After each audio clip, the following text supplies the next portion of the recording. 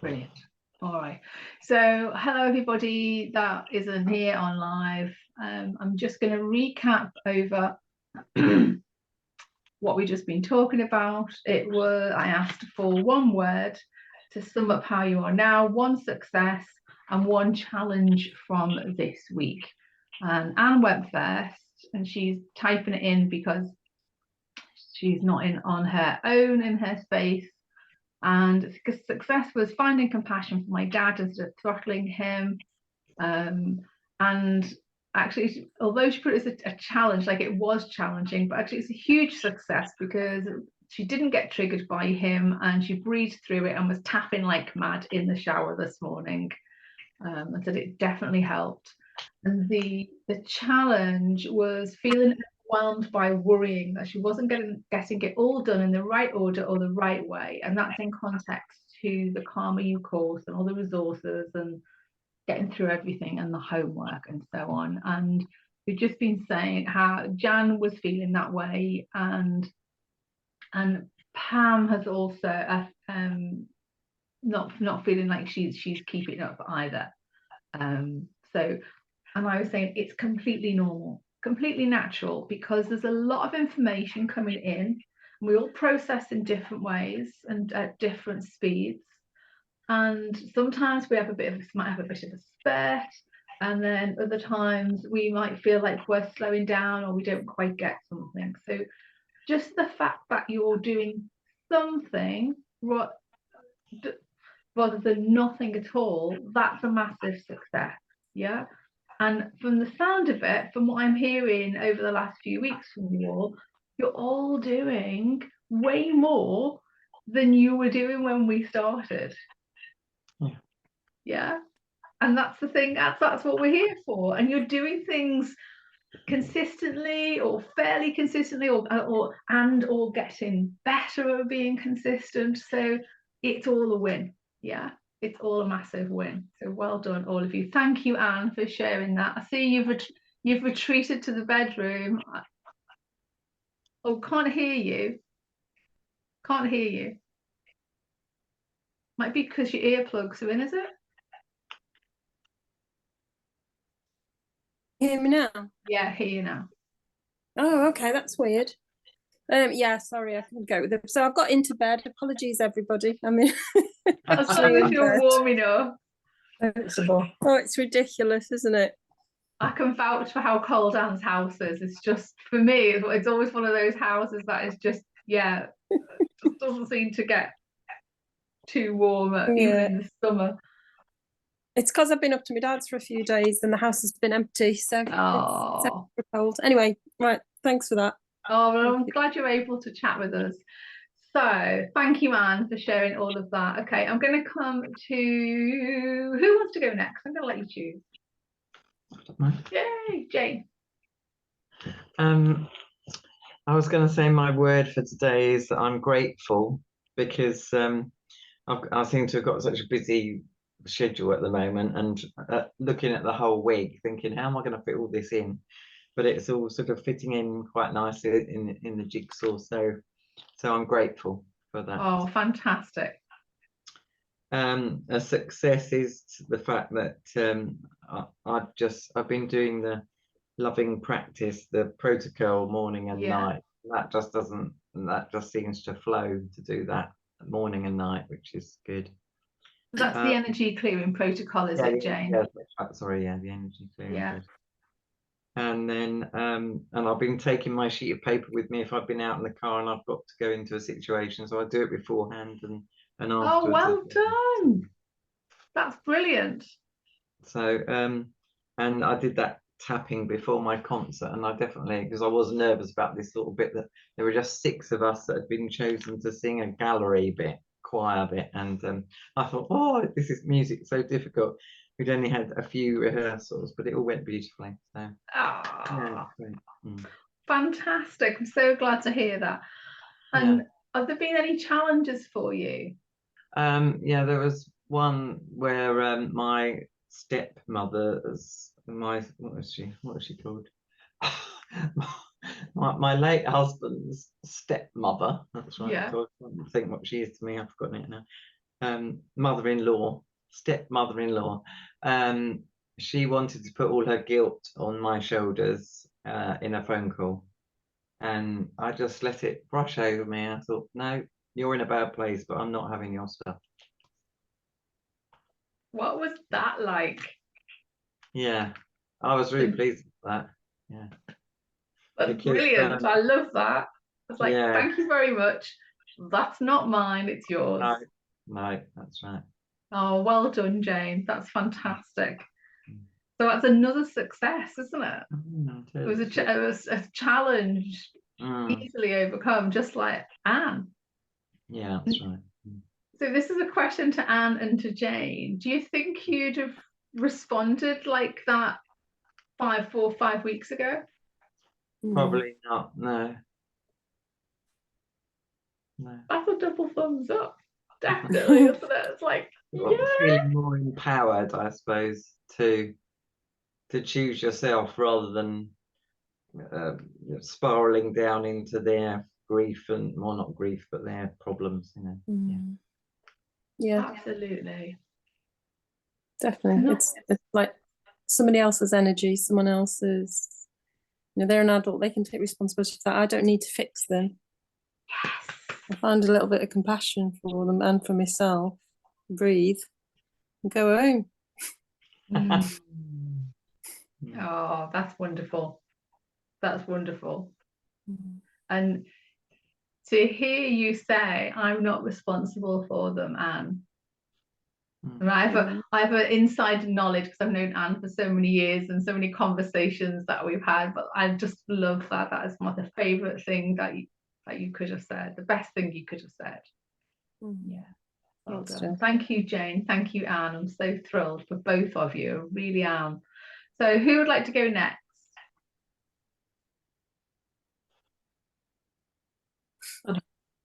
Okay, Jan, thank you. I'm beginning to find the journal flowing more, which is great. Yay. I did struggle at first with that. But I am avoiding everything. Okay. I'm tired, I'm sleepy, my thoughts are not clear. And I don't know if it's all avoidance or just where I am. I don't know. But I have, again, back with successes. I've been not cancelling things that are good for me. Like I had a workman come in yesterday and I really wanted to cancel it and I didn't. I'm really glad it's done. I've been putting off for years. And I wasn't so anxious while he was here. I normally feel really uncomfortable. And I think I was calmer. Yeah. But I am at the same time, I've done a couple of things that I've thought, this is not good for me. I shouldn't be doing this. I should say no. And it's not saying no. It's not even when people ask me to do something. It's me volunteering. Okay. Yeah. Okay. So you're volunteering your services or your support? Yeah, my support when it's not really there. Okay. So what do you believe would happen if you didn't volunteer your support or your help? Some crisis could occur that then could have been averted by me taking that little bit of action then. Okay. And that's what I've come to with the journaling, that's what I'm doing. Okay. So is there a sense of responsibility, over responsibility? Yeah. Okay. That maybe I see this opportunity for things not to get as bad as they could, and so if there's a little intervention there, that could avert something else. I think I give myself all these powers of observation, and yeah, I've always done it. I wasn't so bad for a while, and I've got much worse again now. I don't mean now in the short term. I mean now this last 3 years maybe. Okay. And what was happening 3 years ago that you kind of moved back into this space of over responsibility and going into rescuer?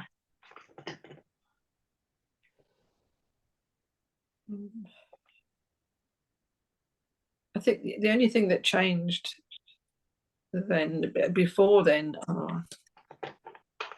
up till 5 years ago, I'd been caring for my parents, one then the other, and then the 2 years after my mum died, I was trying to, I wasn't in a situation to help anybody.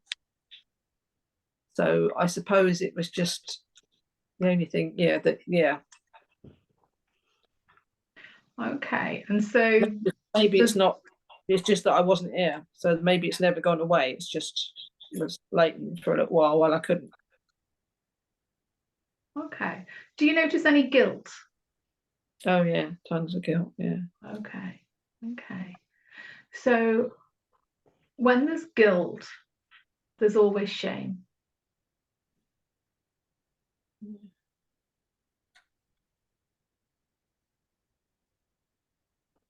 It's like it's the other side of the coin. Yeah. And shame is often, it's really interesting because this was in my notes to bring up tonight with everybody when we were talking about compassion, because we can guilt trip ourselves about something, and what we're doing in that is we're shaming ourselves.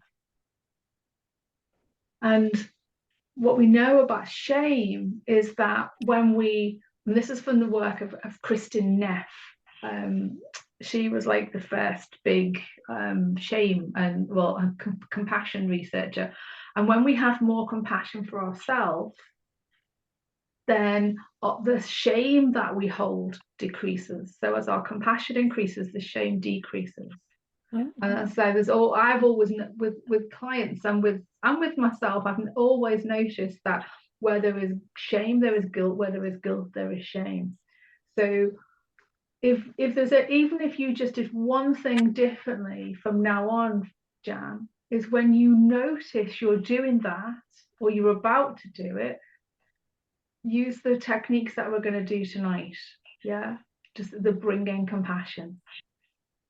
And I think the more you bring in compassion, and obviously this applies for everybody, the more we bring in compassion, the more we're going to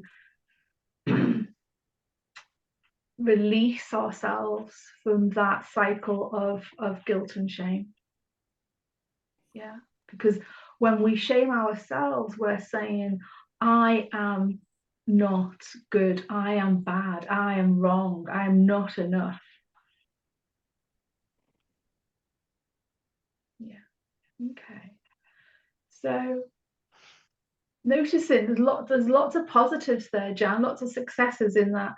You're really noticing things on a different level, aren't you? Yeah. Okay. And I'm wondering if this week you could just do a little bit of tapping on the resistance. Yeah.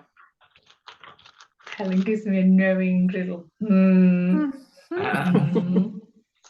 if we're not doing the stuff that we know we want to do and is really good for us, then that's the first thing to do, is just have a rambling conversation. Oh my God, I'm not doing it again. I can't believe I'm not doing it. Why am I not doing it? Oh my, and then just literally have a chat with yourself while you're tapping on the side of the hand. Yeah. Yeah. And just let it all out, and then just start, when you've had a good old rant to yourself, then just start tapping through the points. Doesn't matter what order they are, doesn't matter if you miss any out. Oh my God, I'm doing it again. I'm not doing anything. I'm doing absolutely nothing. Oh, well, actually, I'm doing some tapping now, so that's something. But I'm doing bloody nothing. I'm just ignoring everything. Oh, no, I'm not doing it. I'm not doing it. Oh, well, look, I am doing it. So I'm doing something. Oh, so things are changing already. Oh, okay, all right. Yes, so there's some room for movement. Oh, that's just, yeah. And you could just go a few rounds and then check in with yourself and see what it's like. Yeah. doesn't have to be really formal, it can just be a long rant to yourself. And especially if that's going to get you moving, get the energy moving, get you kind of out of the starting blocks. I think that because it's the which way around to take the steps. So just doing that, I think that'll really help. Thank you. I'm sure you're really good at ranting to yourself. Oh yeah, most of us are, aren't we? We're very practiced in having a good old rant. Take it out on the side of your hand. That rant and tap it out. Brilliant. Thank you, Jan. Helen.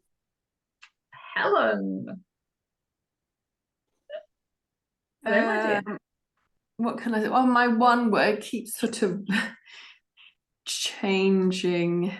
Okay, well, you know that you have more than one. So I don't know. I feel I'm going to say the word rested. I called in sick from work last week. I just needed a rest.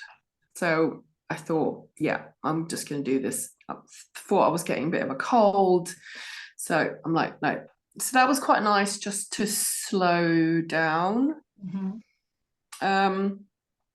So have I been doing, I know I've not been doing a lot of stuff, but I love the releasing any energy that's not mine. I do that now every single day. I love that. I did the full protocol last night. Really, really love that as well. So no, definitely one that I will kind of incorporate. Tapping, I love tapping, but I don't do it regularly. But when you were saying the word rant, I had such a rant last week. So I've got lots going on, even though I had a week of chill. I've got a flatmate who's got ill again, and then I've got like flat problems. I've got water coming in. I've just got so many issues. And as I go to bed, that's when the monkey mind starts. And I had a chat with my subconscious. This is going to be a bit drastic, but I might as well share. And I literally went, so even though you're doing this like rant, all these things that you can do to keep me safe, you're actually killing me by not allowing me to sleep. So I went into this real like chat with the subconscious, and I think I managed to fall asleep after that. So a bit extreme, but I was quite pleased that I did do it, because sometimes I just want to pull the duvet over my head and kind of go, oh, sleep, and it's just not going to happen.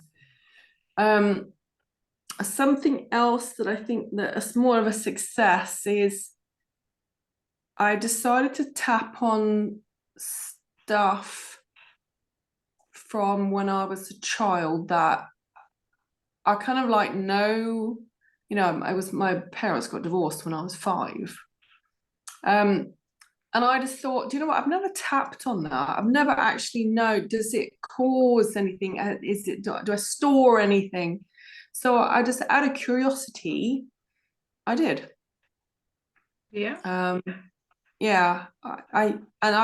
quite like that I'm going back a bit, almost like clearing, even though I don't know whether it affects me now or not, or I have no idea. But I was curious. I was really curious. And I seem to, whenever I stop and tune in, I'm still crying. There's just a bottomless pit of sadness. I don't know what that's the closest word I can think of. So I remember you said last week, what is this sadness? And I think I got a little bit of a rant out of it, but I didn't sit down for long enough to follow it. Okay. So I don't know whether that's resistance or not. Okay. And if you've never really been there before, and there's big sadness coming up, and you're somebody who doesn't normally feel the stuff. No, I feel a lot. And so it's it's the remembering, isn't it? Yes, I remember nothing. Yeah, I feel.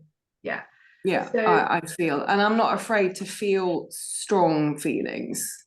So it doesn't scare me. Okay. It's sometimes like, oh, here we go again. Okay. So when you see her there, is she always in the same place? No. Okay. So she's in different places. There are different aspects to work on. Okay. So you could just ask her the question, ask her how she's feeling. Yeah. Ask her what she's believing about Yeah, herself. that's the or bit that her I world. don't know. It's the believing bit. I Okay. don't know. You That's what I don't struggle need with. to know. No, okay. Nothing to do with you, what you No. know. It's what she knows. Okay. Yeah. And if you ask her the question, she will tell you the answer. Okay. Yeah. Make sure she feels safe and loved and that she knows that everything's going to be okay. Okay. Give her a hug or something. Yeah. We're in Always. matrix territory here, to be honest. And for any of you that don't know what that is, there's a alongside EFT, there's something called matrix re-imprinting. And it's where you actually, it's not just visualized in a child work, you're actually there with your younger self. And so, yeah, we could have a chat about it, maybe, Helen, because Helen, I know, has done the EFT practitioner training, so she'd be able to hold her own if I give her some extra info at the moment. I believe you would, my dear. You've been tapping long enough. Okay, so successes are going into that old memory and all the house stuff going on, and not sleeping and tapping that out and doing the protocol and taking time out for yourself. Yeah. So I think I like the heart breathing. I've done that a couple of times when, you know, I'm about to answer. Yeah, just literally, even if it's just for a couple of seconds, I kind of just go there. Yeah, which I like. Yeah. Just drop down into the heart. Yeah. So I'm wondering if you could. Hang on, I have a question. Are you doing gratitudes? Not regularly, no. Okay. Could you commit to doing writing, physical writing, 3 gratitudes every day for the next week? Okay. Yeah. If it doesn't work overnight, do it some other time in the day. But the Okay. night time will give you better sleep, as will journaling before bed. Okay. Yeah. See if you can, yeah. And this is recorded, so yes. It's recorded. It's on tape. We're going to publish it. This just little bit where Helen said, yes, I'm going to do that. I'm going to post it to social media, to all the local Facebook groups, and the Blue Tits Swimmers group. So everyone that Helen knows will say, have you done your homework? Now, wouldn't that be a thing? Oh, Francesca's on here, so she will. Fran, I hope you heard all of that. So, Fran, my lovely, are you able to join us, or are you scoffing your dinner because you've been out to parents' evening?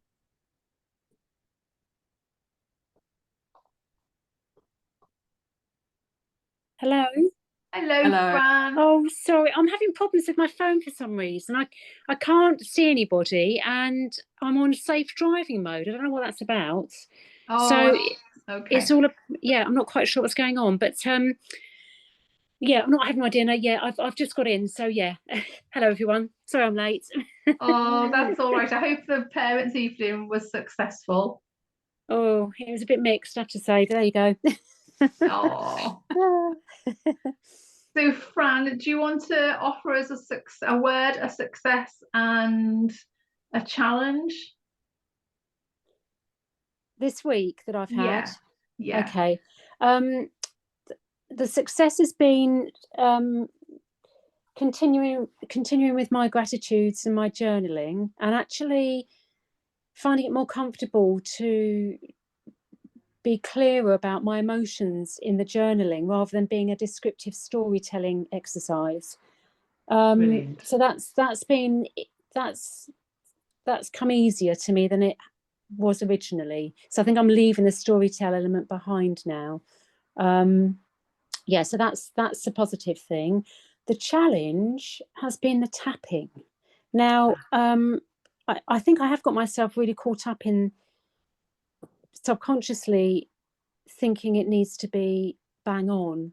So your comment on our WhatsApp group is really quite significant, because I don't realize I'm doing it. I don't realize I'm sort of thinking in that way, but I think that must be what's at the heart of the reason why I'm telling myself I'm struggling. So yeah, that's been the challenge, but it's something to explore in itself, as you pointed out. So I think I need to do a little bit more further work on that, really. Okay, all right, Yeah. Fran, that's brilliant. I don't know, were you online when I was talking to Jan about having a big old rant to yourself? No, I think No. I came on. I came on at the very end, and I was fiddling around trying to get my video to work and trying to get the microphone to work. So I wasn't really. I wasn't really listening. Sorry. Okay, well that's fine. Well, I'll just very quickly I'll say now, because Jan was saying how she has been reluctant to do the tapping, Mm. and I said, and some other things, and I said, the best thing to do is to do some tapping on the fact that, which is what I was saying in the group, but it doesn't need to be perfect. It doesn't need to even follow the formula if it means it's going to get you off the starting blocks. So it can just be when you notice yourself getting all caught up in it, whether that's during the tapping, whether that's before you start tapping, just start tapping on the side of the hand and have a good old rant. It's like, oh my God, I've got caught up with it again, and I'm just, and just let it all out. Okay. Yeah. Yeah. That sounds good. Yeah. And it will break the cycle. Yeah. I think that is something like that does need to happen, because I'm getting myself in a little bit of a knot. I'm looking or working through all the fears on the list, and writing scripts that are relevant to the fears that I acknowledge or that I recognize. But when I try and repeat the phrasing as I'm tapping, I'm losing flow, and I'm losing that connection with it, because I'm trying so hard to remember it. So I think that will really help, actually, what you've just said. Okay. So when you say you lose flow and connection with it, is that when you start tapping through the points, or when you're at the side of the hand? Side of the hand is fine. I've sort of got that off pat. It's when I'm moving through the other points, and I have to. I'm looking at what you've put on the sheet, as the sample exercise sheet, trying to remember how to rephrase things as I work through the different points on the fingers, and I'm getting in a bit of a muddle. And I think when that happens, I've lost my. How can I be? When you prior to doing this and having done the breathing and setting up my statement, I'm really feeling physically and emotionally connected within it. But as soon as I have to think directly about what I'm saying, that disappears. Does that make sense? Yeah, I hear you. So you're saying to what? Okay, let me just check that I have heard you. So you feel really connected with it. You do the tap. You've got that fear, say that, for example, that you're working through. Yes. And you start tapping on the side of the hand, and you get your setup statement. Yes. And you feel comfortable with that. Yes. And then when you start to tap through the points is when you lose your flow. Yes, absolutely. Okay. Because I'm trying to think about all the different ways I can express the fear of the fear and all the other things I can weave in. And I get a bit tongue-tied, and I have a bit of a mental block. Okay, so keep it really simple. Simple, yeah. Keep it as simple as I mentioned in the WhatsApp today. Yeah. Yeah. So okie dokes. Whatever that thing is, just choose. You can actually say the same statement all the way through. So say it was the fear of getting it wrong. Yeah. You could say you could add all kinds of things in here, and then you could just go the fear of getting it wrong. Fear of getting it wrong. Fear of getting it wrong. God, I'm afraid of getting it wrong. So afraid. Fear of getting it wrong. And then you might notice you'll just use slightly different words naturally. Oh yes, and I think that's it, Jill. I think I'm subconsciously putting pressure on myself to sort of make it work first time, as I always do, and then I think I know what I'm trying to say. Okay, So Yeah. there's a belief there. I've got to get it right first time. Yeah, yeah, yeah. That would be super, super successful to work on that. Yeah. Got to get Yeah. it right first time. Isn't it funny how I remember on the WhatsApp group saying, oh yes, something to the effect that this is what I'm feeling, I'll put pressure on myself, but I know it'll get easier the more I do it. It's so easy to write those words, isn't it? But when you come to apply it, you forget them. And Yeah. well, I do anyway. And It's our humanness for sure. I know. Oh, but thank you. That's really useful, Jill. Thank you. Oh, brilliant. I'm glad that's helpful. Yes, thank you. Fantastic. I haven't got a word for Anne or Jan. Oh, a word for tonight, you mean? A word for how you are right now. Hopeful. Oh, like that, Jan. Oh, that's nice. Hopeful. I'm still holding on by the coattails. Can you How come about back you to move? Oh, sorry, Anne. How about Jan? How about you move your hands further up from the coattails? Yeah. Yeah. And as you move your hands further up from the coattails, just notice how you can stand up. And how now you're standing, you're not small anymore. Yeah. And notice how you're standing full height with your feet really firmly planted on the ground.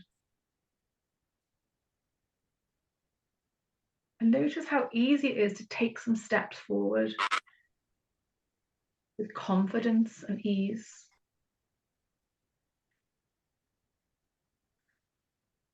Whew. That feels different. Yeah. Hanging on to the coattails felt like you were still this little child. Yeah. I think like before the group tonight, that's kind of what I thought, and then coming into the group, I felt more, no, I'm not so far behind. And, once we spoke and I'm like, oh, that's much better than I thought. But I couldn't not come because I knew I was only going to get further back, so I'm really glad I came. But when you just did that thing with me now, stand up, and then I was with the group, I could see the group, and they weren't miles ahead, they were there, and they support, I could feel support and more even, I guess, level. Yeah. Sorry. No apologize needed. And I can feel that. Yeah. So more than hopeful. Yeah. So if ever we feel small or we feel like we're kind of behind, just notice your energy, notice, you might actually remember something, or even if you don't, just, oh, I'm really small there. Can I stand up? Can I come into my power? Yeah. And as you notice the feet on the floor, you'll yeah. Yeah. It's so easy to do at any time, any situation. Oh, fantastic. Sorry. So Anne, your word, please, my lovely. I'm not sure. I think maybe it's the right word. Is it objective rather than reactive? Yeah. Sort of being in a position of observer rather than just having my buttons pushed all the time. Yeah. Fantastic. That's fab. Brilliant. Did I got gratitude? Oh no, hang on. What was your word, Fran? Oh, I didn't have one. Hang on. About where I'm at tonight, where I'm at now. Yeah. I would say that I'm feeling quite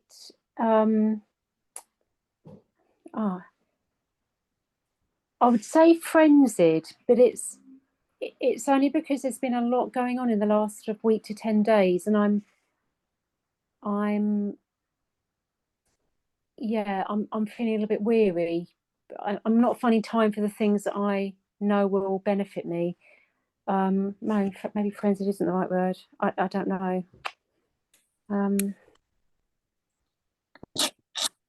Okay. So is it weary?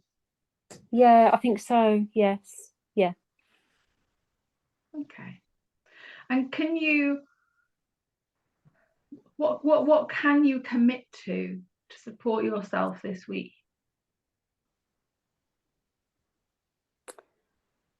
That's a question for all of you. What can I commit to support myself this week?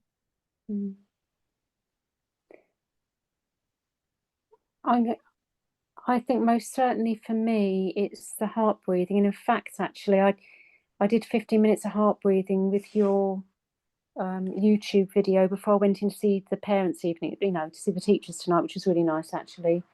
So I can commit to doing the heart breathing and the gratitudes and journaling. And I for my benefit, I need to commit to working through the fear sheet again and practicing at least once a day is what I'm going to commit to. Yeah. Oh, well done, Fran. That's quite remarkable. Well done, you. Thank you. And a note to everybody, the tapping doesn't have to be for like half an hour or an hour. Even if you're only doing 5 or 10 minutes, getting into the routine and getting more comfortable with doing the tapping, that's as important as working through the beliefs. Yeah. Yeah. The little and often.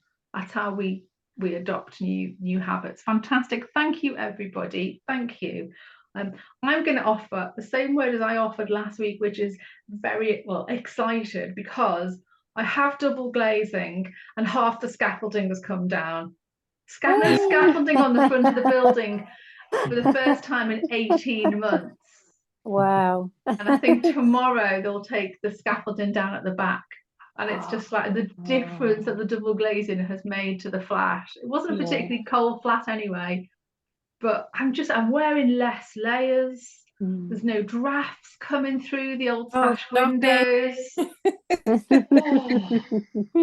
know myself, it's marvellous. It's lovely. Yeah.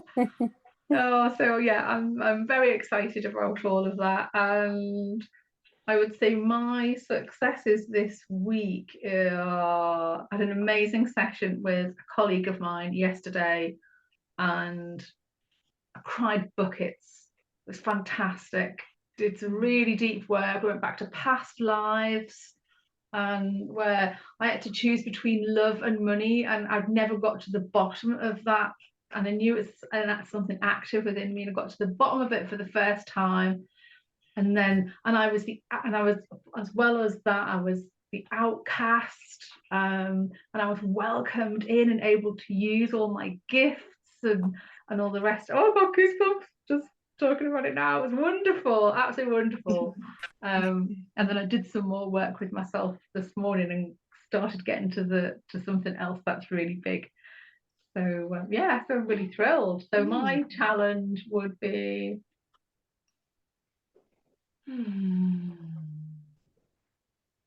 okay, my challenge has been I've been eating too much sugar, hormones all over the place, and I've been doing courts of atonement on sugar and things that I don't want to eat because I know my body doesn't tolerate them, and already it started to work. Hey, fantastic. So there you go, I'm really chuffed with that. Yeah, so Jill, I'll add that to my my week worth of stuff. Thank you. You're very welcome. I'm going to add that as well, because likewise I have been caning the sugar and I don't think it's helping my mood level, and yeah, but I turn to it because it feels comforting, but it's the thing I don't need to have. I don't need to have. So I'm going to add that too.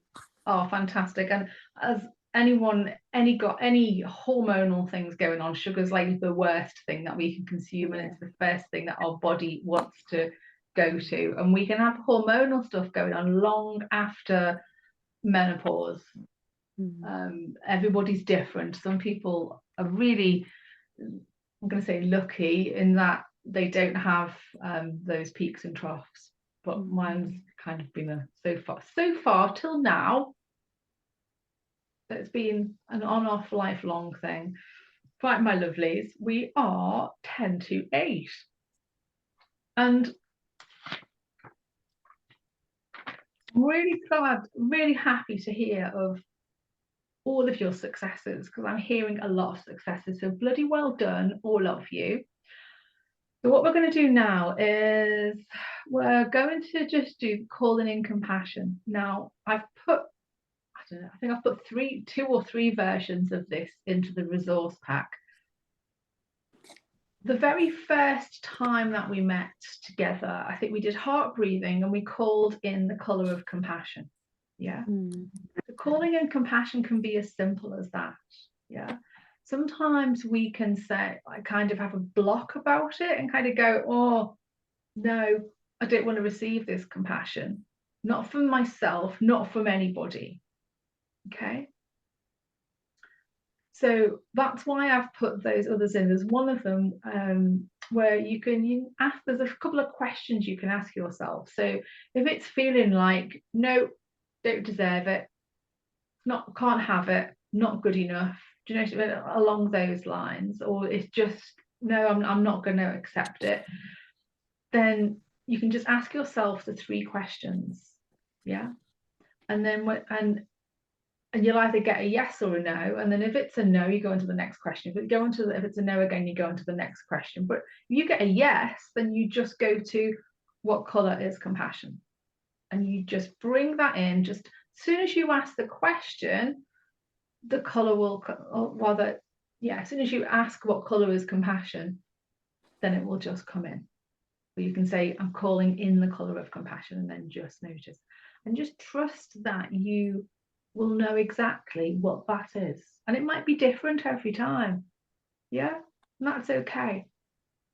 There's compassion from self, compassion and compassion from source, compassion from the universe.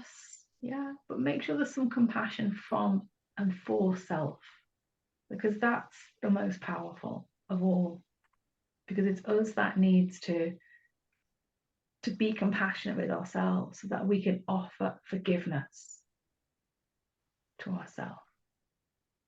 We can forgive ourselves for all the things that we judge ourselves for, criticize ourselves for, reproach and condemn ourselves for. You know, all those shoulds. I should be doing this. I shouldn't be doing this. Should is all, any type of should is a judgment. So let's just do that now, that calling in compassion. And then we're going to move on to, we're going to do a quantum circle. And Helen, you've been in a quantum circle with me before, under the trees at Sun and Moon. Jan, no, you haven't, Jan. This year was the first year I took quantum circle to Sun and Moon. And I don't think Jane was there. No, Jane, you were in the first one, weren't you? Okay, so yes, so I'll tell you all about that in a minute. And we're going to, within your quantum circles, you didn't know you had such a thing, did you? Well, you do. We're going to use Ho'oponopono. Yeah, it's super powerful and it's really lovely, and I'm getting goosebumps already just thinking about it. Ooh, I'm going to have such fun tonight. So before we do that, I just want you to just close your eyes, drop into the body.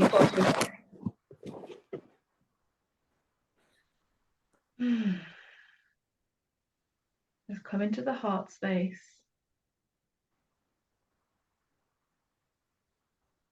Just take those breaths. In and out through the heart space.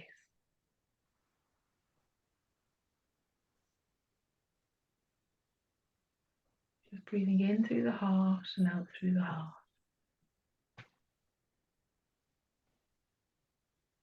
Taking those breaths in and out, coming down even deeper to every breath, to every cell, every heartbeat. Breathing in through the heart and out through the heart.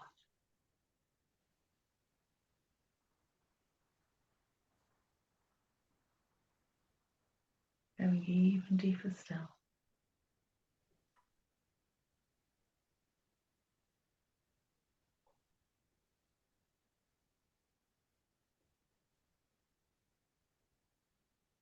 That's it.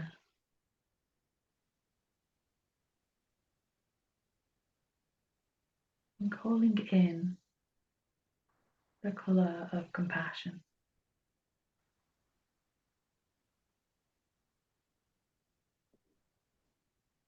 Allowing that colour of compassion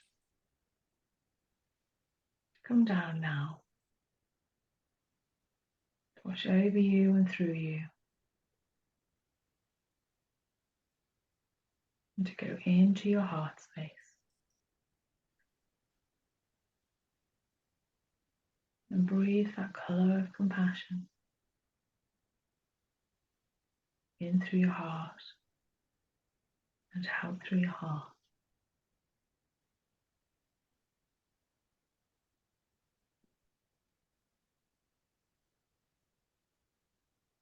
Breathing that colour of compassion in through your heart and out through your heart.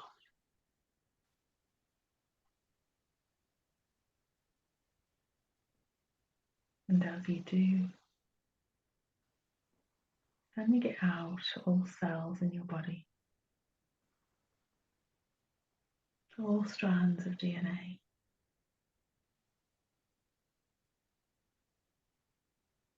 Rippling out to all parts of you, all versions of you, holding judgment, criticism for self.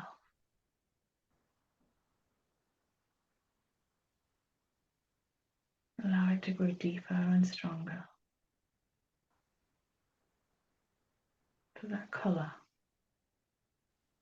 to grow brighter and bolder.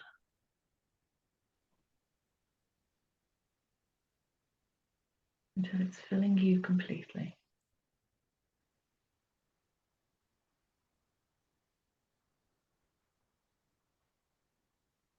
As you breathe in and out through your heart space,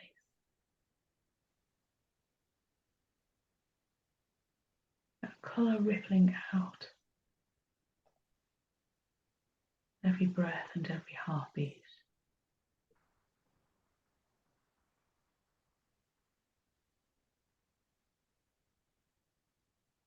And sending it out now in abundance from your heart space. Sending out that compassion down your timeline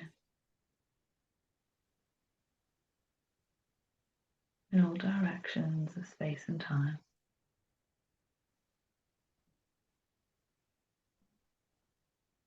Rippling out now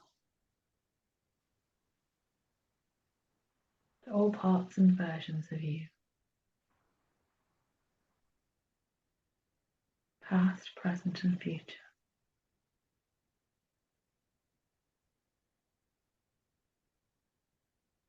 Compassion for self,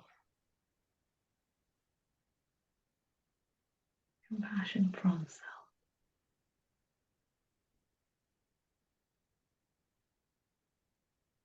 Compassion from source.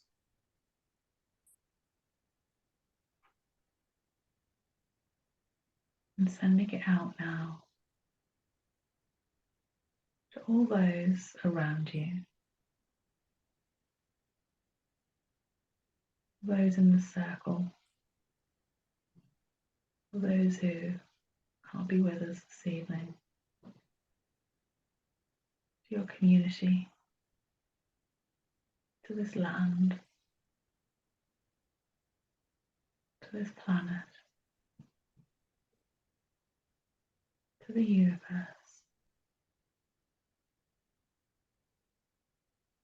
And as you send it out, it starts to ripple back towards you, even stronger,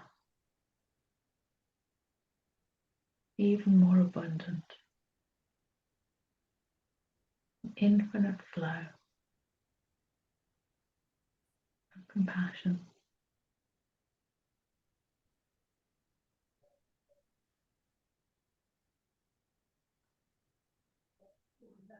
Getting closer now to you as it comes into your energy around you, taking it into your heart space, even deeper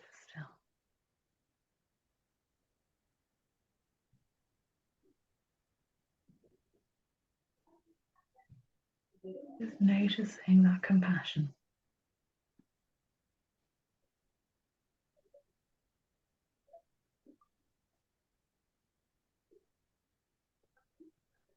Noticing what it's like. That's it.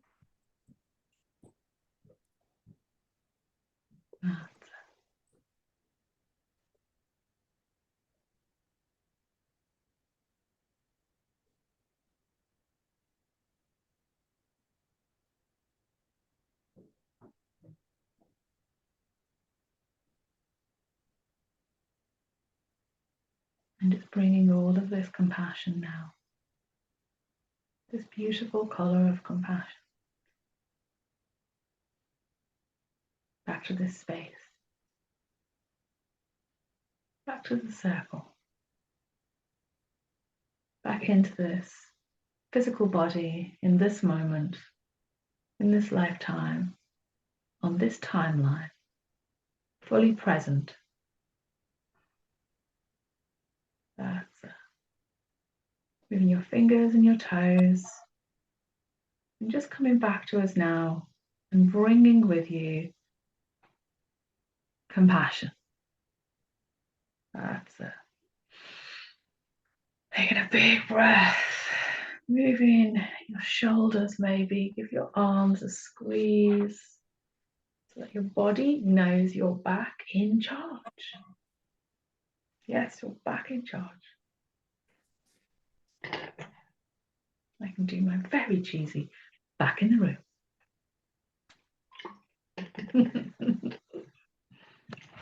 Nothing if not predictable.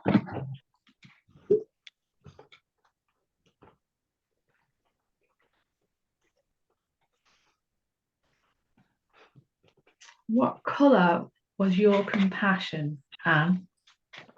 It was gold. It was gold. Gold. Oh, I love that. Jan? Pink, really soft pink. Helen? I didn't actually see a colour, but I knew I had a colour. I had more like glittering energy. Fine. And not everybody sees. I don't see. I just get a sense. I just know what the colour is. Yeah, I got no sense. I just knew it was a colour, and I thought I don't want to spend too much time, and nothing intuitively came. I just knew that it was tricky. Glittery. Yeah. That's totally good. Totally fine. Jane? A soft turquoise. Nice. And Fran?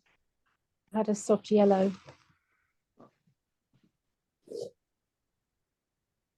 So I did, as I always do, an extended version of that then. So it's going to be a lot stronger than if you just but I've added more to it, and we've sent it out and we've brought it back in, so kind of the energy of it is stronger and more imprinted. So you could, for the next couple of days, you could use the same color, and each time you take it into the heart space, just notice, allow it to grow stronger and stronger and stronger. If you want to change, if the color does just change, or you feel like you need a different color, then that's totally okay. But it's a really nice thing to work with the same color and to allow it to really, it's a bit like we've planted the seedlings and we've brought them on the window ledge in a little cloche, and now they're ready to be planted out. Yeah, so like you've planted it out, and they need the warmth and the sunshine and the air of you breathing it in and out. Okay, wonderful, thank you. So there was loads I was going to say, and I think I said some of it at the beginning, and I don't know whether I think it might have been when we weren't on record, but we were talking about judgment and criticism and reproach, and that shame and blame and guilt, that kind of all gets wrapped up in it, and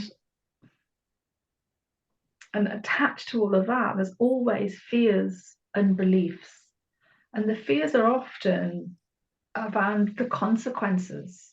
And if we think in evolutionary terms, the consequences of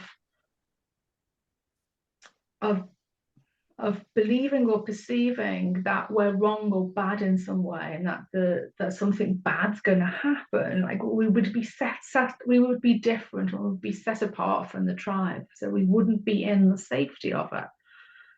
So it's interesting when we look at what are the, like, when we're being critical of ourselves or judgmental of ourselves, or telling ourselves that we're not getting it right, or if we think of, if we talk about tapping as an example, you know,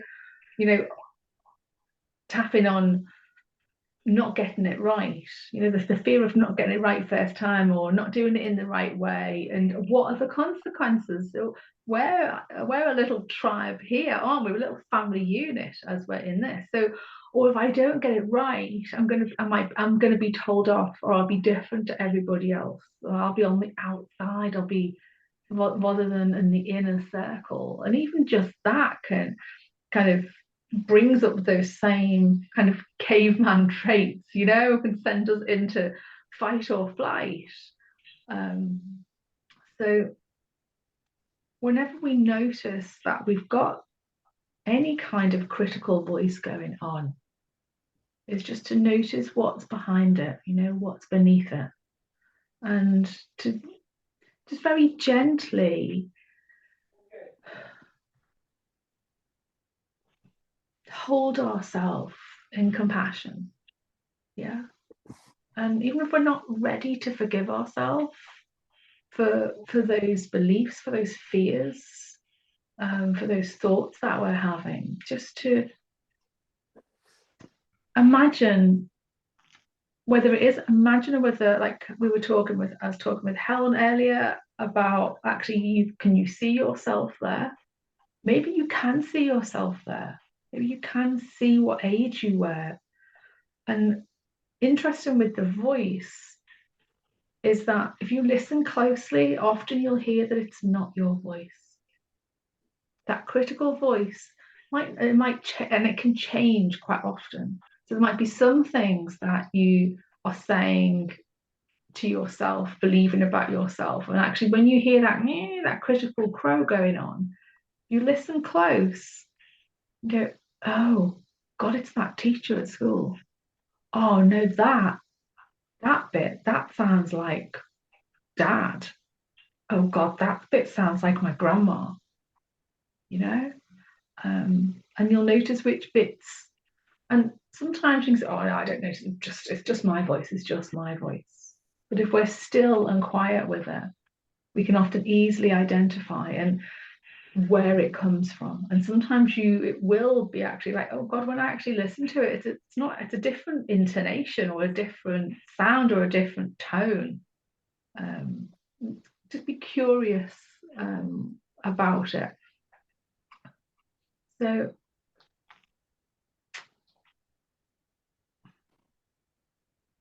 yes, okay. All right, so it's 10 past. So what I'd like you to do now, before we go into the quantum circle, is to identify something, and it might be something we've talked about this evening already. Identify something, a fear or a belief or something you hold criticism, judgment, or shame about. Something that you'd like to be able to forgive yourself about, to feel compassionate to yourself about. Just one thing.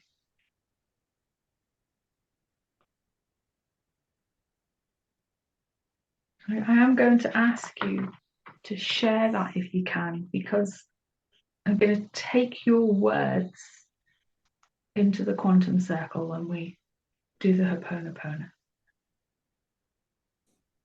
If you don't feel that you can share that, that's okay too. You can, if you don't want everyone to see it, you can put it into the chat just to me, because you have an option to do to everyone or just to me. Yeah, you can change it down the bottom.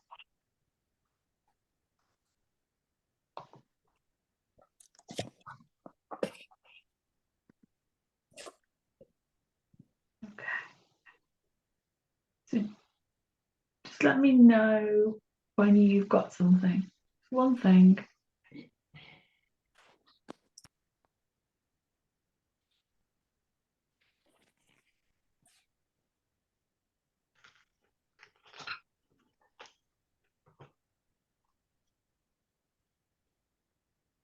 Right, Helen, you've got one. Yeah. Yeah. What are you okay to share? Yes. I think I broached it last week. I need to forgive myself for not being able to travel abroad to see my iller and iller mother because of the way I was then. Okay. I was afraid of flying, afraid of taking the train, afraid of taking the ferry. It was too much. So I have had to sit with that guilt for so long. When I finally managed to go over to see her, she was already in a home and couldn't say my name, but she knew who I was. Okay. Okay. Thank you, Helen.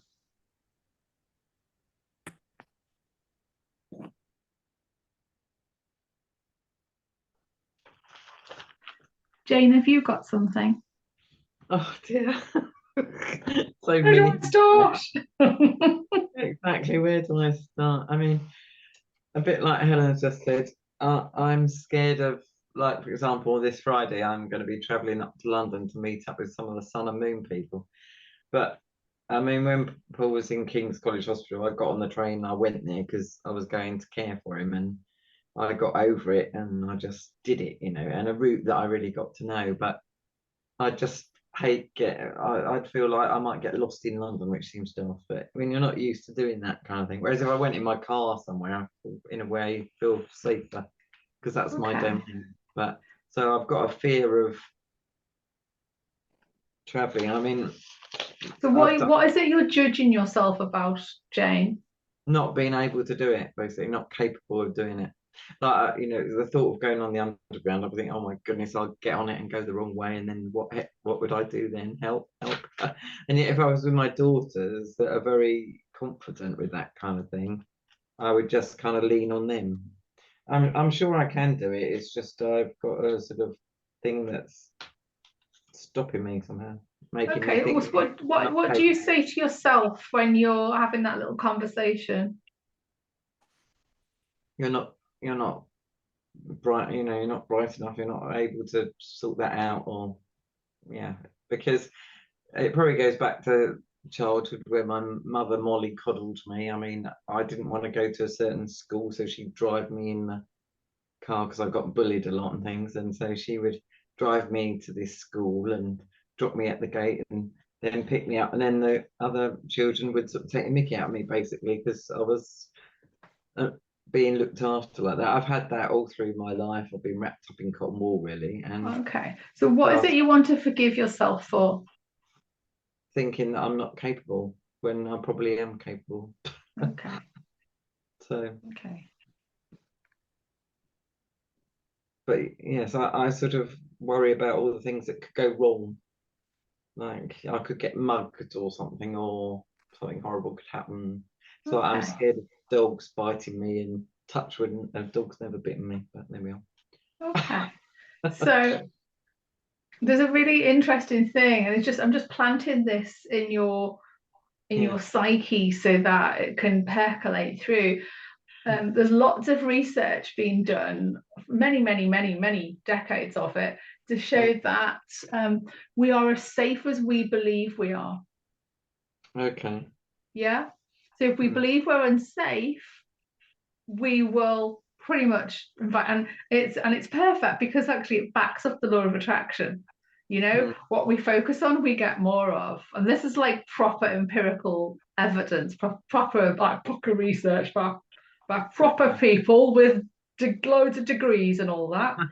And so could you say that again? We are as safe as we believe ourselves to be, or perceives ourselves to be. So if you believe actually you are safe, well, you are, and you will not come across as, and I can put myself forward as a case in point. I had so many people before I did my big trip to India going, oh, there's so many things, bad things happening in the world. Oh, there's so many women get raped and pillaged and murdered. And I would just go, oh, how can you do any of that traveling by yourself? How can you even get to the airport by yourself? Kind of thing. Do you know what I mean? Let alone travel India. And I didn't have one iota of worry about it. Because I don't know, I've just always known that I'm safe.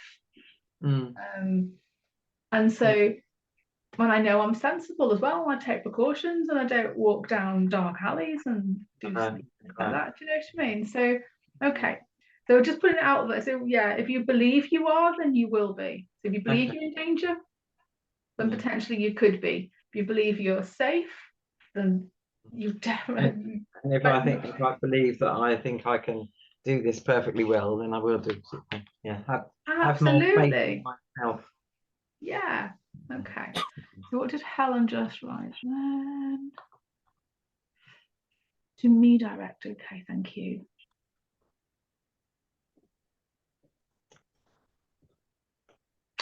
Can I use am I allowed to use that word, Helen? Is that okay when we go into to do the Ho'oponopono? I might not need to.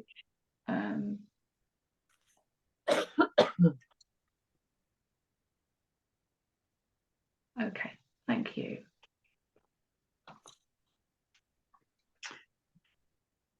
Fran.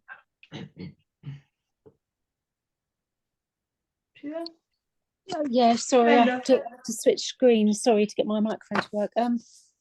Oh, I keep coming back to this time and again, and I can tell myself that I am, but I just have this persistent, deep-rooted feeling that I'm not good enough, and it seems to permeate everything. But I know that I can acknowledge that, you know, what is good enough? You know, and I am good enough. I know I can acknowledge that, but I just keep coming back to this time and time again. Okay. What are you not good enough to be?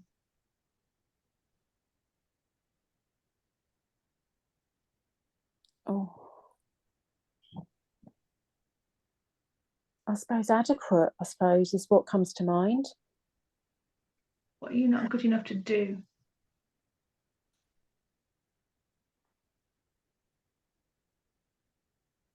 Oh gosh, it comes back to my job.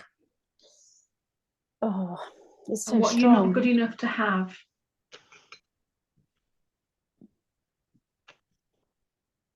Success.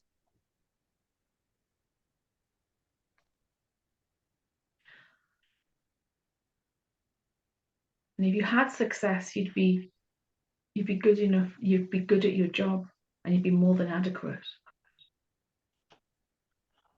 Okay, thank you. That's Oh, I right. said I was going to mention about tabletops and beliefs. Okay, so I'm going to do this quickly before I go on to Anne and Jan. As always, the time is like it's getting siphoned out of the circle, or so it feels. So when it comes to limiting beliefs, you can imagine, like, say you've identified the belief that I'm not good enough. Yeah, like we've just been using, like Fran's just identified. And imagine a tabletop with lots of legs coming off it. So not just your 4 legs, there might be 6 or 8 or 10 or however many.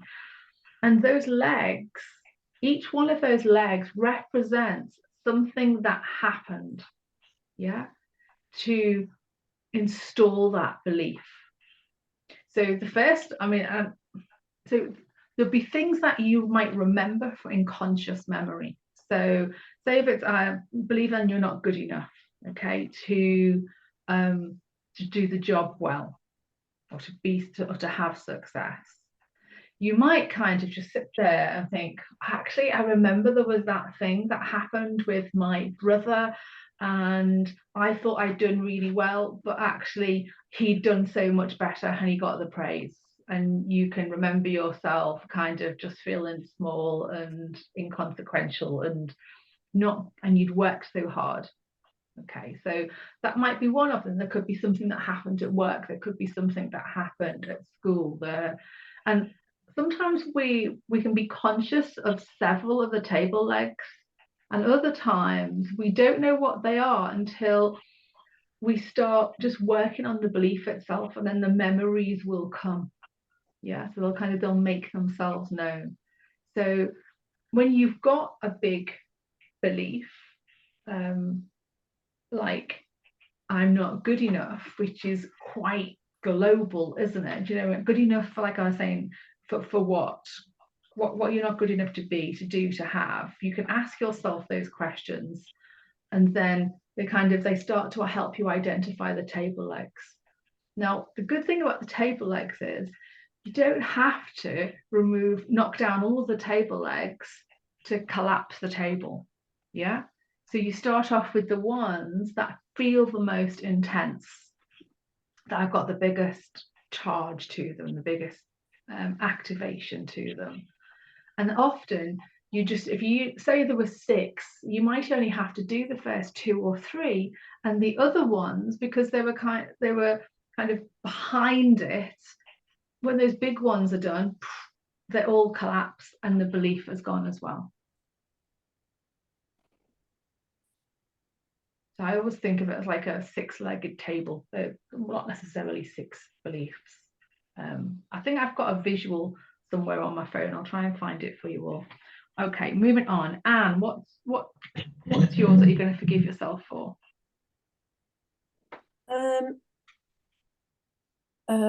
Making poor or bad decisions.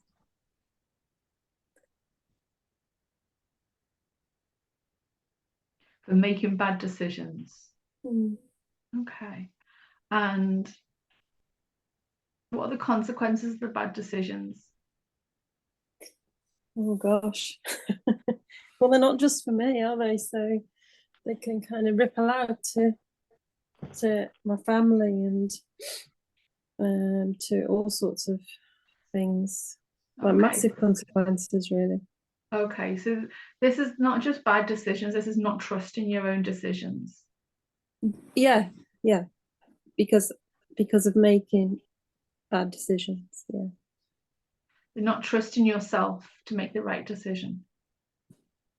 correctamundo, That's so common, you know. is it? Yeah, I have so many, it comes up with pretty much every client at some point. It's a bit like the I'm not enough, where it's like we're all sticks of rock with all these things running through, and sometimes they'll be kind of, I don't know, they'll be all right, and then something happens, and then the next minute it's like, oh, that one kind of, it's the next flavor to come out, isn't it? Oh, just taking me back to Blackpool Rock. Oh, it always used to be. I used to go to the place where they used to make the rock in front of you. Do you remember that? Oh, and it was always really like crunchy. And my Like, favourite was the brown humbug one. Sorry, sidetracking, but the brown humbug one, not the pink one. oh my gosh, I want. Oh, see, my sweet tooth. You're is not gone. allowed sugar. Behave. No, I've been very good. Well, today I have. Today's the first day. Long way to do. Jan, my lovely, what's yours? Not a good enough daughter.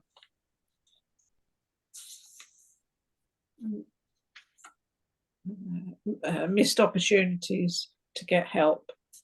Didn't protect people. Shouldn't have let that happen. That sort of, yeah. So It's your fault. good enough. Yeah. Okay.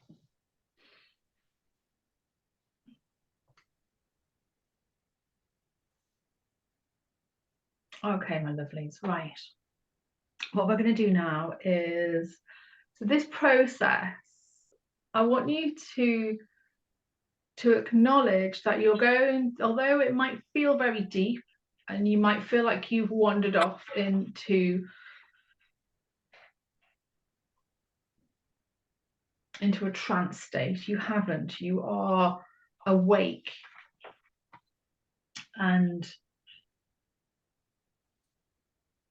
yeah, you're awake and alert. Now, we're all different, okay? So some of you, when I say imagine your own, and so the quantum circle is like you've got your own circle of love. Nothing to do with the group that I do. That just happened to have called that long before this got channeled to me. So it's a bit like, oh, okay, slightly confusing. Which is why I would like to other people, I call this process the quantum circle. So I'm just going to ask you to drop into the body. Then I'm going to ask you to call upon your own circle of love. Now, some of you might say, oh, well, I can't see anything. You can use your imagination. You can imagine it if you want, just to be a ring of flowers or light or trees or a pond or whatever sort of thing, yeah? Actually, no, maybe not a pond, because you need to go into the middle of it. You might feel like you're drowning. We have live rings all the way around the pond, if anyone chooses a pond. A nice little jetty going out into the middle. Yeah, try not to use a pond. You could, yeah, anyway, you know what I mean. So some of you may actually feel it or sense it or see it, but don't expect to unless you know that you're already used to doing those things, yeah? So you can literally just use your imagination, and you all have amazing imaginations, yeah? Even if you don't believe you have any imagination whatsoever, I know if I said to you, can you visualize or imagine Stonehenge? You can do that right now, can't you? Even if you've never been there, I've never been there, but I've seen enough photos of what it looks like to imagine what Stonehenge looks like. If I say to you, imagine a big ring of rope about 10 foot wide, you would imagine that instantly, wouldn't you? Yeah, so you've got a really good imagination. Ta-da! Who'd have thought it? Yeah, okay. So I want you just to notice the energy of what you just shared with me. Yeah, what you just shared with us all. And just to, as you notice the energy of it, to get close to the energy of it. To come closer, knowing that you're safe, knowing that you're in control. Just to close your eyes. And drop down into the body. And as you drop down into the body, noticing all that you are ready and willing to forgive yourself for. As you drop all the way down, just holding the energy. And just noticing within your body, you're holding those judgments and guilt and blame and shame.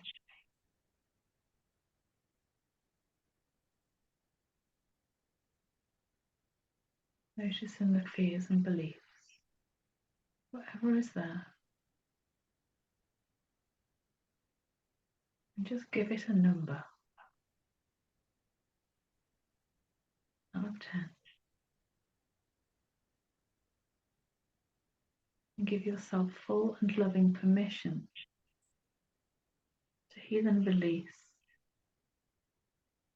to forgive.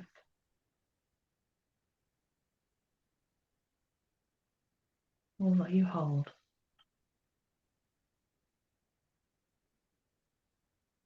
I want you now to bring to mind your very own circle of love. And it's there, as if by magic. In the perfect form for you.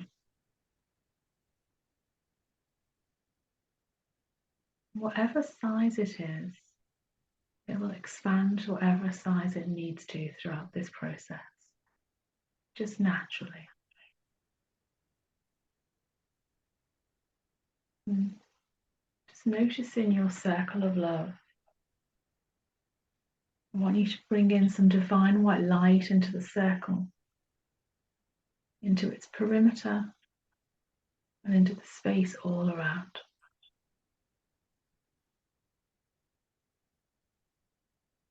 And we're now inviting in the ancestors to stand upon the perimeter, to hold this space, this safe and sacred space, to bring their wisdom, their love, their guidance. And we're now calling in all beings of 100% pure love and light to hold this space in the highest vibration for healing and love. I'm calling in now the entirety of your spiritual support team, even if you've never met them before. You're going to come in and hold this space.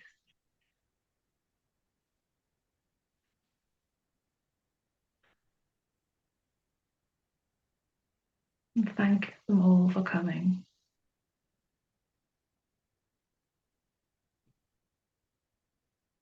And if you haven't already, I'd like you to step into your circle now. As you step into your circle of love, bringing divine white light into you, to all parts, all versions, all cells, and all strands of multidimensional DNA.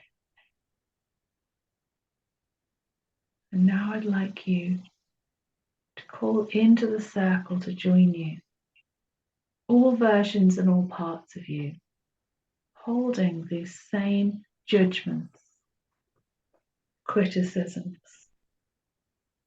same shame, blame, guilt, the same fears and beliefs of consequences. Calling them into the circle now, inviting them in. And there may be many, many versions of you from this lifetime, maybe from other lifetimes, other timelines as well, that are ready to be healed.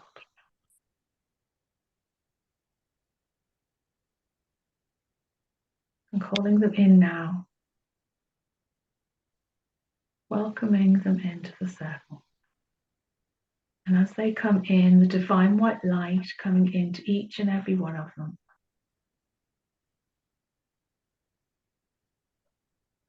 And as the light comes in, just letting each version of you know that they are safe, that they are in control in a good way, that they are loved, that they are seen and heard.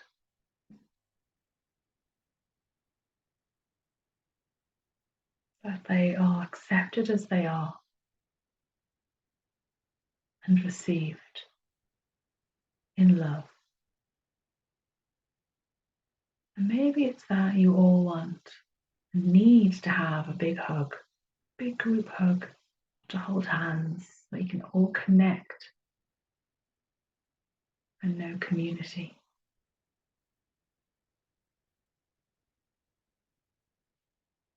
That's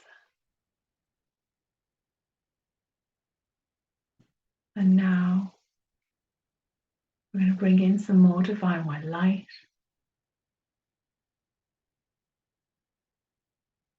Into each and every one of you there. And we're bringing in the colour of compassion into each and every one of you there.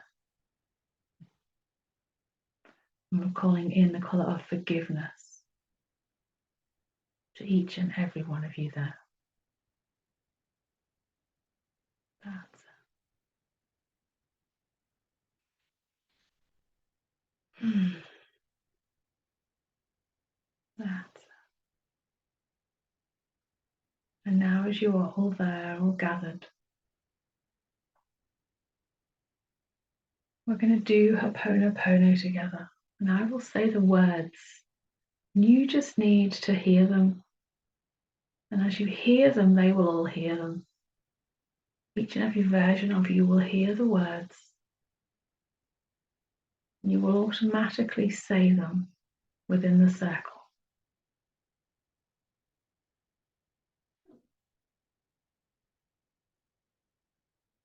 Dearest self, I'm sorry for all the times I've judged you and criticized you and told you that you're not a good enough daughter, that you didn't do enough.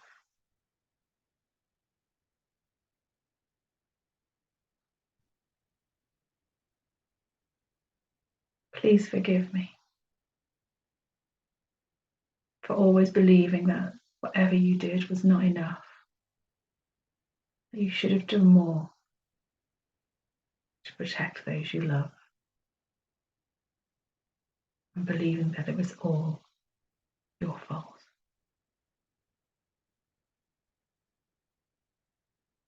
Thank you for your forgiveness and for accepting me as I am.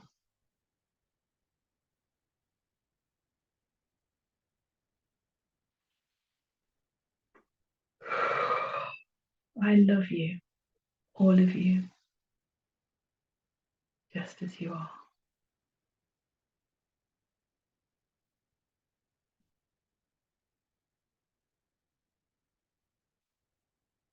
I'm sorry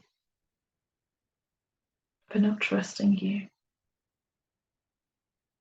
and judging you, for making bad decisions, for making wrong decisions, for not making the right decisions.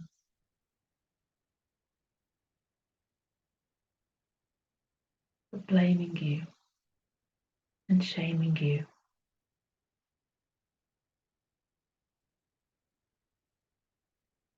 Please forgive me for all the times I didn't trust you to make the right decision. I was doing my best. I didn't know any other way.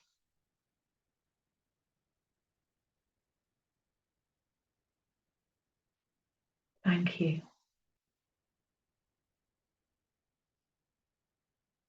For your forgiveness.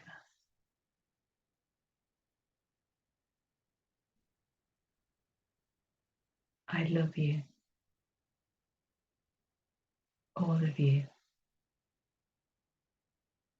As you are.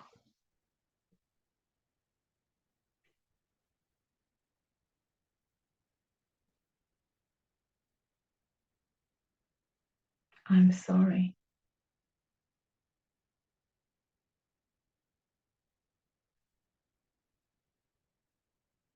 For judging you when you were so afraid to travel.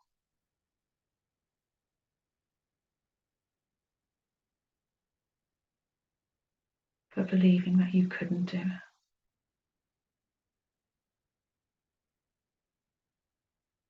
Please forgive me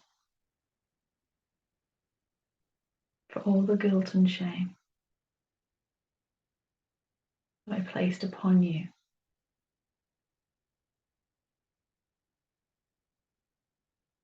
when you were so afraid.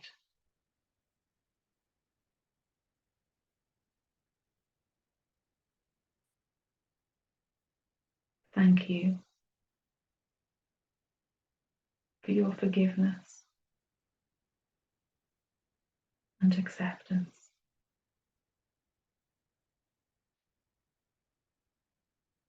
I love you, all of you, just as you are.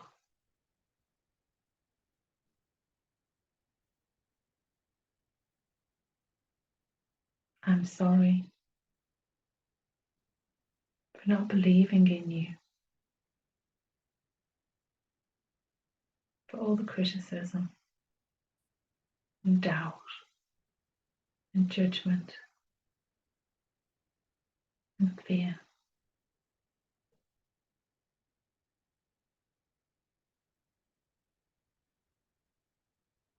Please forgive me for not believing you're good enough to do a good job, to be successful, to even be adequate.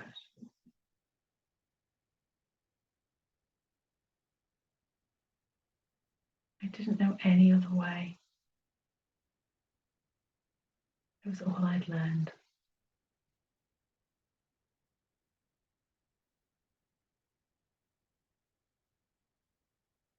Thank you for your forgiveness.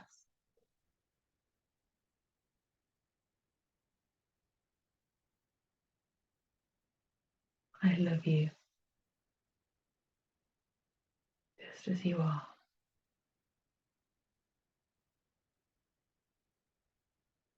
I'm sorry for all the times I've judged you,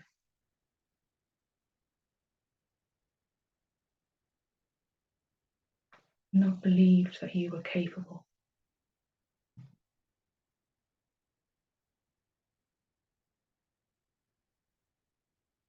Not believing that you could do it by yourself.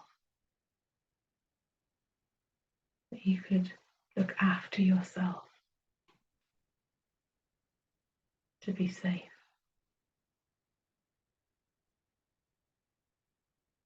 Please forgive me. I didn't know any other way.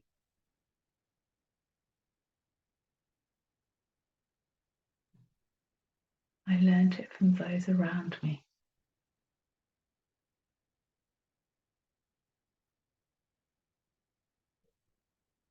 I was doing my best.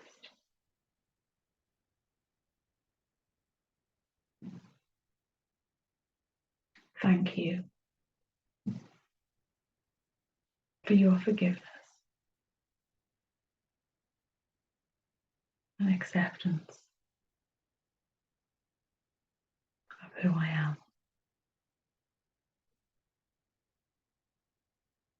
I love you, all of you.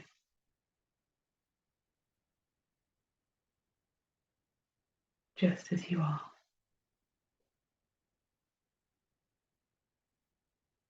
I'm sorry. Please forgive me. Thank you. I love you. I'm sorry. Please forgive me. Thank you. I love you. I'm sorry. Please forgive me. Thank you. I love you. I'm sorry. Please forgive me. Thank you. I love you. I'm sorry. Please forgive me. Thank you. I love you.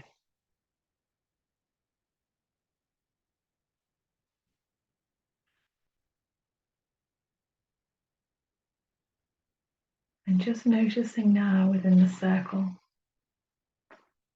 noticing if you are now alone or if there are any versions of you remaining. If there are versions of you remaining, that's okay. I want you to bring divine white light into you and into all those who may be remaining in the circle.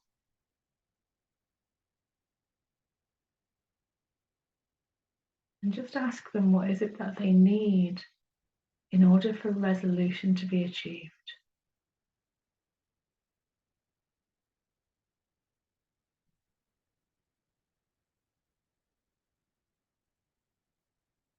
And allow them to receive what it is that they need for resolution to be achieved.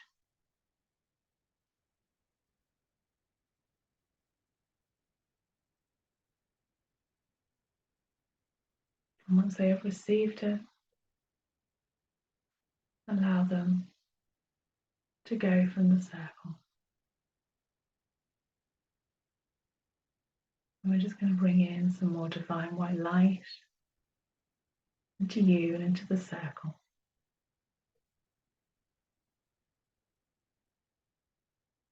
And you're going to ask your ancestors now,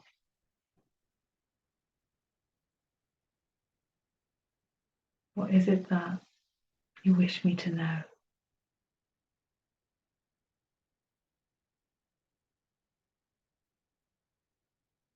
And just hearing, receiving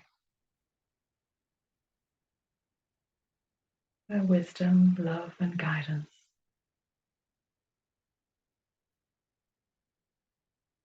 Knowing that you will remember it.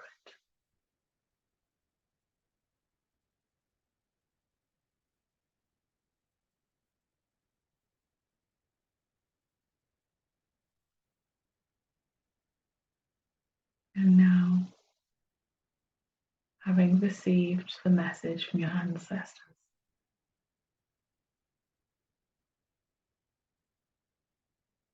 Thanking them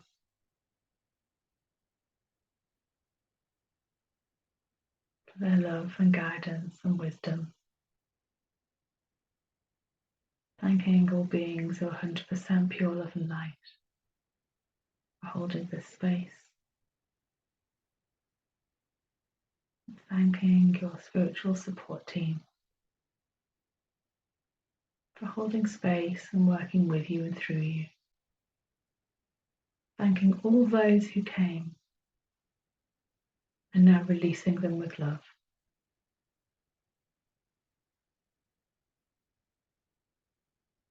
And now,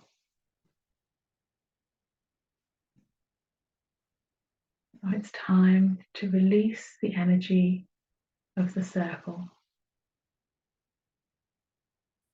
So to release the energy of the circle from your energy.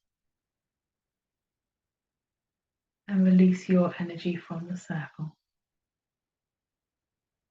Take a step out, and another,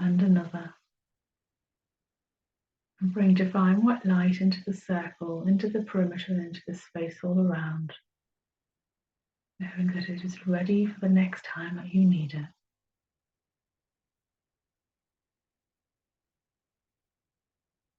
And bringing this new message from the ancestors, and the compassion and the forgiveness, and the love and acceptance of themselves. Bringing this now back with you into this body, this conscious human body. Just calling back your energy from across time and space, all people and events, calling it back to you now, cleansed and transmuted into white healing light for the divine purpose of healing and expansion, yourself and all others. And just noticing what number it is now. Noticing what it's like.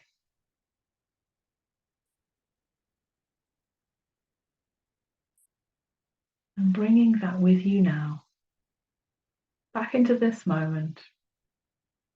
Moving your fingers and your toes, coming back into the physical body. Taking a breath. Oh, that's it. Stretch. Move your body a little. That's it. Give your arms a squeeze. A really quick way of coming back.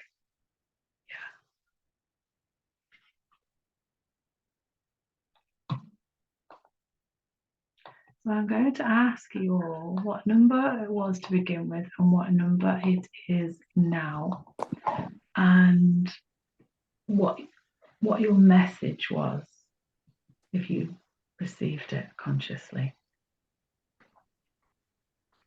So, Jan, number before and after. 8 and 6. 8 and 6. Fantastic. And were there many left within the circle at the end? No. So it was just you. Initially a couple, and then when you did the other bit, the white light, and then just me. Okay. So the 8 now it's great that it's gone down to a 6. This means that you're holding on to this. Mm. Yeah. So part of your homework is going to be to do Ho'oponopono. Yeah. Yeah. Okay. And did you get a message from the ancestors? Not consciously, but then when you asked, it came into my head then, you were a good enough daughter. Yeah. Oh, that feels good. The energy of that feels really nice. Okay, thank you, Jan. And Jane, It was 8 and then it went to 3. fantastic. And did you receive a message from the ancestors? Yes, that I am safe and I am capable of traveling and what have you. Oh, that felt really strong Mm, in a lovely way. mm. I am safe and capable of traveling alone. Yeah. Yeah, absolutely, you are, most definitely. Anne, Well, it was. Oh, can you hear me? Sorry. yeah, Yeah. Um, I think it was a 10 really, and it's hard to put a number on it now, but I give it maybe a 3. fantastic, brilliant. And no message kind of vocalized, but just a very, very peaceful, warm feeling. Yeah, like it's okay.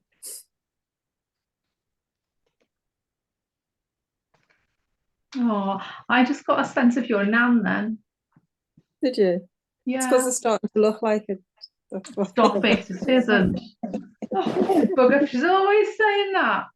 Oh, look at me, nan. There's like nothing wrong with your nan. She was lovely. Thank you, Anne.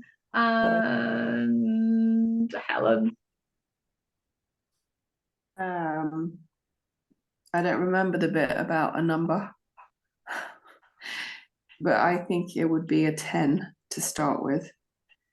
I don't know what it dropped down to, but I had lots of kind of things happening, and then I cried. And then towards the end, I got really badly distracted by some of my flatmates. So I had to step out, and then I tried to step back in again. I feel as if I've still got lots of energy still floating around here. Okay, so release the energy of the circle from your energy. Release your energy from the circle. Take a step out and another step out and another one again. Until you're standing in this moment in time. Okay. Is that better? Yeah. Yeah? Yeah. What number would you give it now, Helen? I'd say probably about a 6. Fantastic, brilliant. And did you get any messages? No. Okay, lovely, thank you. Fran? My number was a 9 and it went down to a 5. Brilliant. And did you get any messages? I did. I got, you can be successful at anything you choose because your intention is pure. Oh, I've got massive tingles. Do you know, I almost felt paralyzed when you went through the whole sequence. I felt my body, I couldn't even move. Yeah. I don't know how else to explain it. It was really strong. Yeah. Does anyone else find that? Yeah, I was very concentrated. It's really interesting because it really does feel like we're in a trance state. We can come in and out of it really easily, which is why I give the command at the start that you are alert and awake. Because it's quite intense sometimes. You do feel like you're almost like being pinned down. It's lovely. Oh, thank you, Fran. I'm really pleased that you all got something from this. Who, like Jan, who still had people with them in the circle? I did. And okay, so I'll start with Fran. Fran, how many people were left? It was 1. Just 1. And did you notice whether it was a version of you? Yes, it was. It was a baby. As a baby, okay. Yeah. And a brand new baby? Yes, it was. Okay. So that brand new baby, okay, their energy isn't very far from you now, and they just want to be held and acknowledged. Mm. That's interesting. You should use those words, because I felt that the baby needed a hug to be told it's okay, and Yeah. that's exactly what I felt during the process of what we've just done. Okay. So you can hold them and acknowledge them now, Fran. Mhm. Let them know that they're loved, they're safe.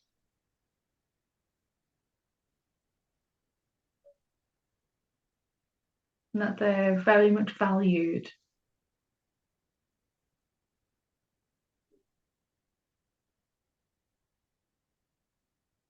And you can take them into your heart. Yeah. Okay. Thank you. Thank you, Fran. Thank And Helen, sorry, yes, Helen, you had people left in the circle. Yeah, I mean, I had what felt like hundreds to start with. Yeah. Babies, you name it. I was holding a baby, and there were just hundreds. I don't know exactly how many were left, but there were a few left. Okay. Still the baby as well. Okay. So, And they were What all you- versions of me. yeah, what you can do is you can go back into the quantum circle, just call up the circle. I'm sure you can get the gist of what we did. And just go and be with them. Yeah. Okay. And just do a little bit of a pono with them. Yeah. Okay. Yeah, just ask them what, in fact, ask them now what it is that they need.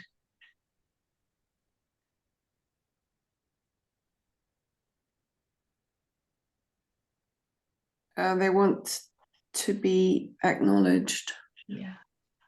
So let them know they're seen, they're heard, they're loved, they're safe, they're valued, that they are important to you and to the world. Yeah. And if it feels okay, you can take them into your heart. Welcome them home.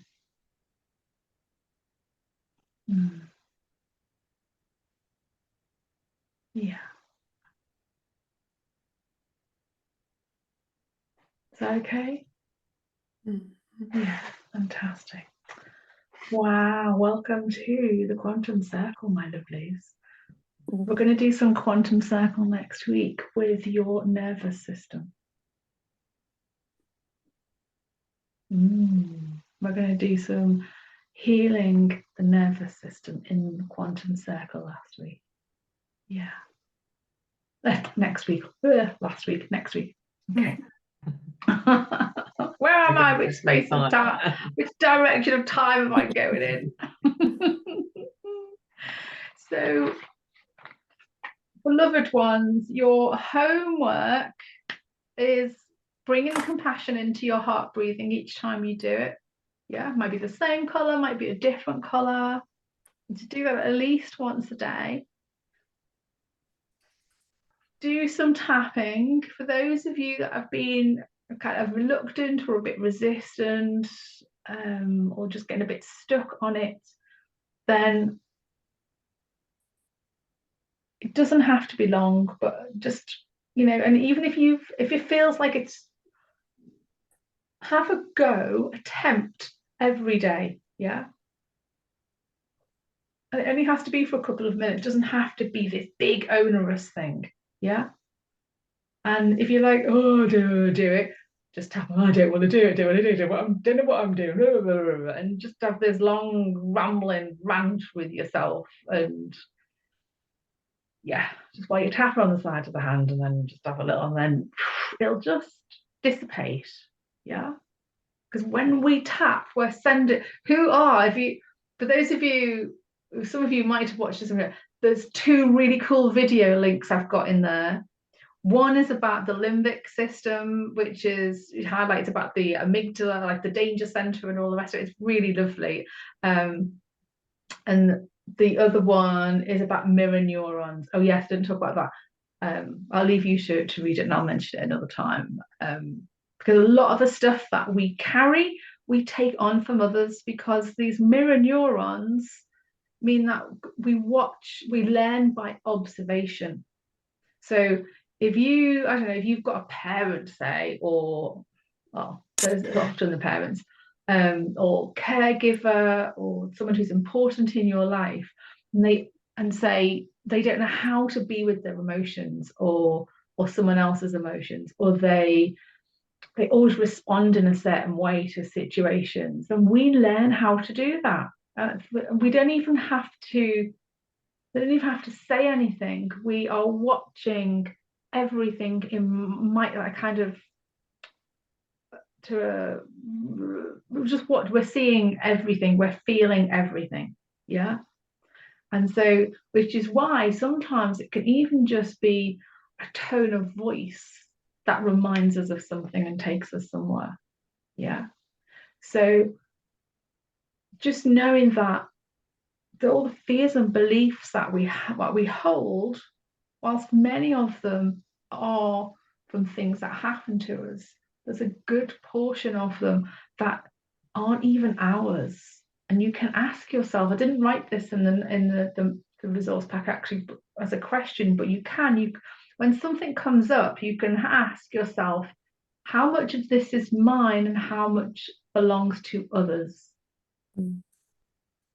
Think of it as like a percentage, and you might just go, oh God, 40% is mine, 60% belongs to others. And then you can even ask that 60%, who does it belong to? And sometimes you'll get an answer, sometimes you may not. But that 60%, knowing that it is not yours, you can give yourself full and loving permission then to hand it back with love. And when we hand it back with love, we can't ever hurt ourselves or anybody else, because we're handing it back with love, in love. And literally, when you hand it back, it's like it goes like dominoes all the way down the family line, all the way down to the ancestral lines, lifetimes, wherever it came from. Yeah. And it's beautiful, because it is like dominoes just all go down, all the way to the point of origin. And it's like, I'm only left with the 40% now. That's mine. Well, that's a bit easier, isn't it? So, yeah. So take heart, dear ones. It's not all of your doing. The world around us teaches us so much, and we take it on thinking we're responsible. So those questions I was asking Fran in the WhatsApp group today about were your parents, like, what were they like as a child? It's really interesting, because we can have really nurturing, beautifully supportive parents, but as a small child, if we will notice those micro responses, that's the word I wanted, those micro responses, yeah, and we might just notice a slightly different response when we do something or anticipate someone's needs, or do something a certain way. And it might be that thing that makes the difference, and we go, oh, well, I'm going to do that again and again and again. Yeah. And that's often where over responsibility comes from, because we've taken on responsibility for a parent's well-being, for a parent being happy. And people, even when we're in families, we even say stuff like, oh, just be a good girl for mummy. Yeah, we don't mean anything by it. It's a sweet thing to say. And I had a client earlier in the year, and she said, but my mom was was so beautiful and nurturing and supportive and all of those things. And then when we delved into it a little bit, she was like, her younger self was going, I want to be a good girl for mummy. And her mother had never like told her she had, well, like not in any big way sort of thing, but that was her belief that I had to be a good, and then all that stemmed from that. And what did that mean? What behavior, what actions, what was that then? And all of this is way under the radar. Do you know what I mean? It's all on that subconscious level, but it's getting programmed in.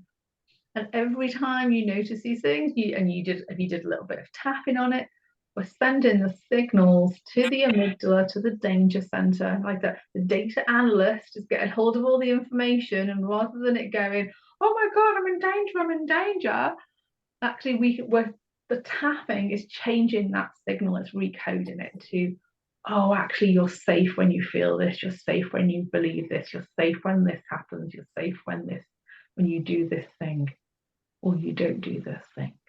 Yeah. So it's why I harp on about this tapping thing, because it's bloody not. It's like everyone in the world should have it. We'd have world peace if everybody would tap. Probably would actually. Right, so compassion, bit of EFT, a Pono, please, for forgiving yourself. Yeah. And like all of you should do a little bit of that. That'd be lovely. You've got it there in the thing. Just do the simple one, you know. And just notice how it is when you're doing like before and after, and you'll notice the shifts. Yeah.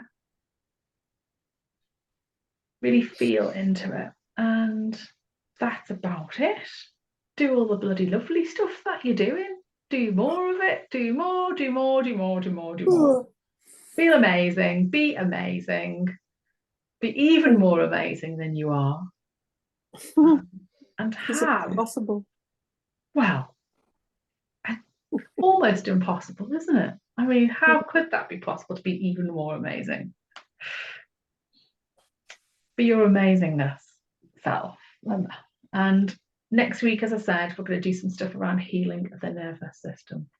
So I'm going to show you 2 little really quick techniques that you can do in the moment. We're going to go into the quantum circle and work directly with your nervous system. Yeah. Sounds lovely. Thank you, Jill. Oh, you're so welcome. Thank you. Thank you. you. Yeah, All of it's you. been great. Thank you. Thank you. Mwah. Much love, big energy hugs, and see you all soon. See you next week, guys. Yeah, see you next week, everyone. Thanks so much. Bye. Bye-bye. Bye, man. Bye, Travels. Jane. Bye, Jan. Bye, Helen. Bye, Han. You might have to throw me out. Yes. Same Let's throw here. you out. Well, just end it. Does anybody need to speak to me?